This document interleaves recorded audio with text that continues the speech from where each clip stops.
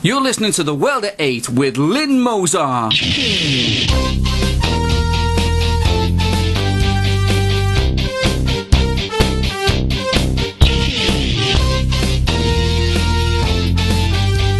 World at 8, the number one in nationalist news.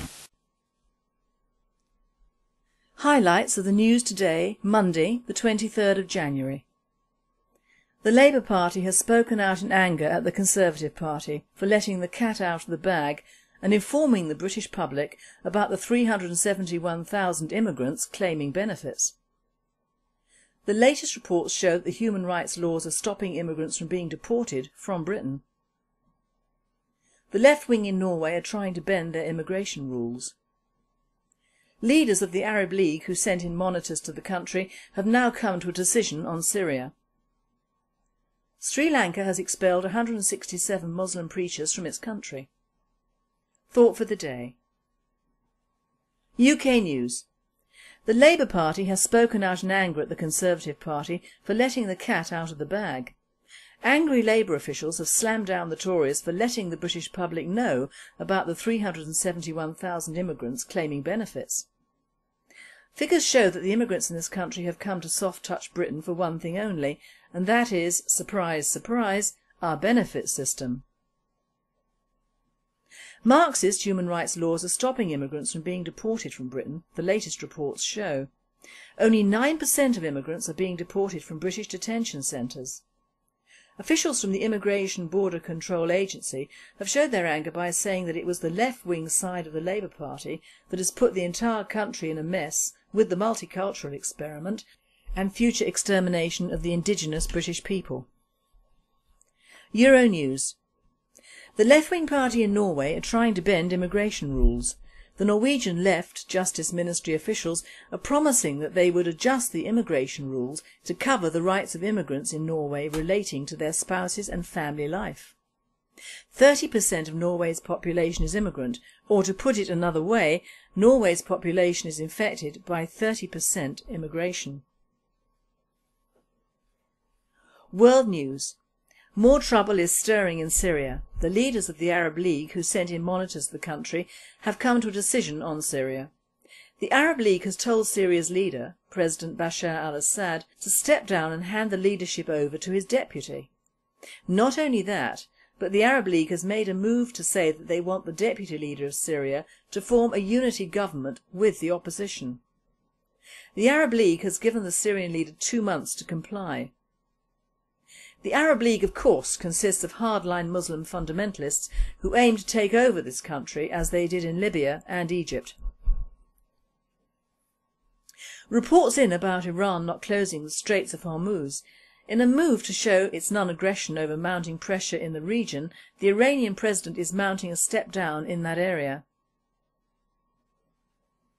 Sri Lanka has expelled 167 Muslim preachers from its country. The Sri Lankan government has spoken openly about the situation, saying they have no right to be there. Thought for the day. Unemployment. It's not a nice thought, is it? The figures are seriously out of kilter. I know of several men of pensionable age or near who are encouraged to go onto this pension credit register. This register does not show in the employment statistics. So therefore these figures we have sight of are mainly for the younger, unemployed and immigrants. The reason for this rise are many and varied.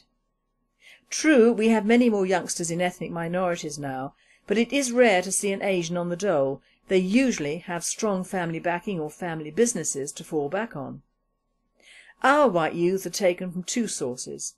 One, the undereducated and ignored white youths, and the ones that made it to university but who really have nothing to offer the world today. A degree in English history really does not cut it. Young women of any ethnicity appear to be more desired in the job market. Young, educated black men should have it best of all because of the pushes from various public sector groups, mainly the police, to take on ethnic minorities. Young white males are not their priority. The most serious cases of unemployment are still family men who have responsibilities, namely rearing the next generation of children. This and successive governments have never addressed the actual basic problem of some poor devil in Liverpool trying to get a job in the Midlands or the south east of this country. If he has a computer, he stands a chance of at least seeing what is available, as job centres are closing down throughout the country. Then he has the almost impossible job of getting the money for petrol or fares down to the interview, which is never ever catered for by any government body. If he manages all this, he would have to stay overnight, again more expense. How is this to be done? Well, when the British National Party have a say in the government of this country, we would make sure that people who manage to secure interviews could afford to make the journey to actually secure a job. We would bring back the technical colleges and cut down on the universities, who turn out many youngsters unfit for the real world. We need to build up our industries, farming and fishing, and stop building pie-in-the-sky railways and airports on land that is valuable. Baroness Vasi complained on Question Time that her husband found it difficult to get to China for his business because he has to go via Paris. I feel so sorry for him. Firstly, he has a job, and secondly, he is married to this woman. She later stated in support of the new airport in the Thames estuary that China is building 2 new airports. So, has anyone looked at the size of China as opposed to Britain?